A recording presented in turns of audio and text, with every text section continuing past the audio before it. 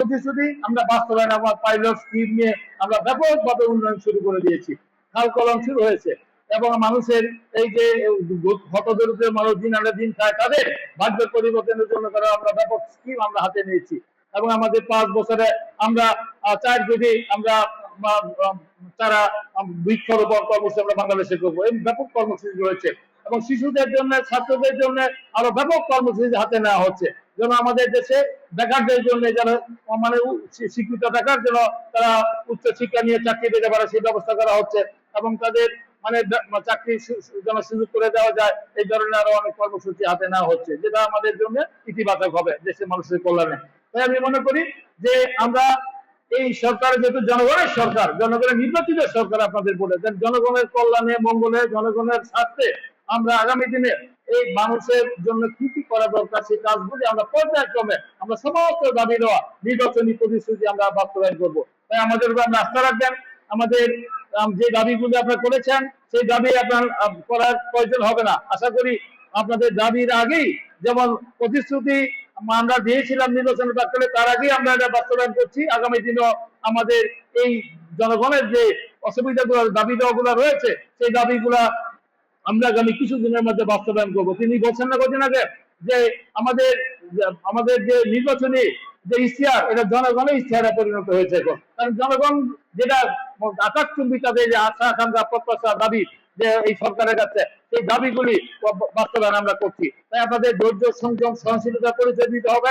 ইনশাল্লাহ আগামী দিনে পর্যায়ক্রমে এই সরকার 5 বছরের মধ্যে বাংলাদেশের মানুষের অতীতে যে দেশকে লুটপাট দুর্নীতি করে ধ্বংসের দ্বার পথে খাদের কিনারা দাঁড় করে দিয়েছিল এই বিএনপি সরকার বারবার দেশের মানুষের প্রত্যক্ষ ভোট নির্বাচিত হয়ে দেশকে নতুন করে গড়ে তোলে।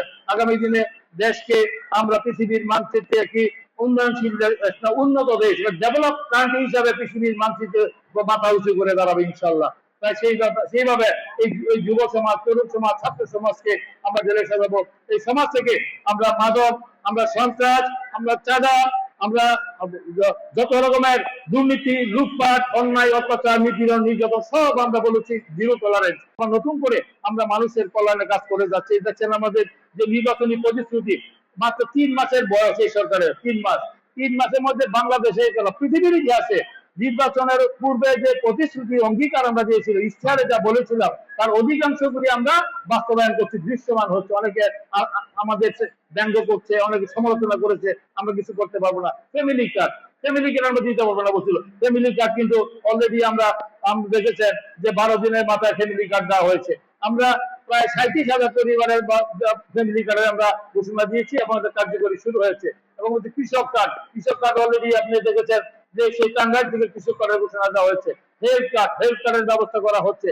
খাল কাটার কর্মসূচি শুরু হয়ে গিয়েছে এবং আমাদের মসজিদ মাদ্রাসা এতিমখানা ধর্মীয় প্রতিষ্ঠানে মুয়াজ্জিন ইমাম এবং আমাদের সেই খতিয়াদের জন্য ধর্মীয় গ্রুপের জন্য সেখানে তাদেরকে বেতন ভাতা ব্যবস্থা করা হচ্ছে। সবগুলার মন্দির মসজিদ মাদ্রাসা এতিমখানা সেটা অতীতে বাংলাদেশের ইতিহাসে কেউ করে যেতে পারেনি, একমাত্র বিএনপি সেটা করে যাচ্ছে।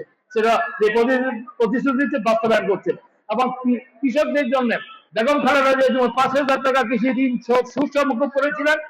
আমাদের মাননীয় প্রধানমন্ত্রী তিনি ক্ষমতা এসেই তিনি 1 মাসের মধ্যে 10,000 টাকা কৃষি ঋণ সুদ সহ মুকুব করে দিয়েছেন।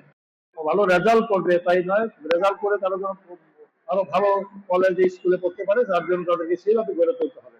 এই জন্য আমার মনে হয় শিক্ষার মানে গুণগত মান বাড়াতে হবে, তাহলে পাশের হার বাড়ালে হবে না। অতীতে আমরা দেখেছি যেটা আমাদের আজকে শিক্ষা ব্যবস্থাকে বিগত সরকারের ধ্বংসের দ্বার প্রান্তে খাদের কিনারা দাঁড় করে দিয়েছিল, ধ্বংস দলীয়করণ এবং রাজনীতিকরণ চরম পর্যায়ে নিয়ে গিয়েছিল।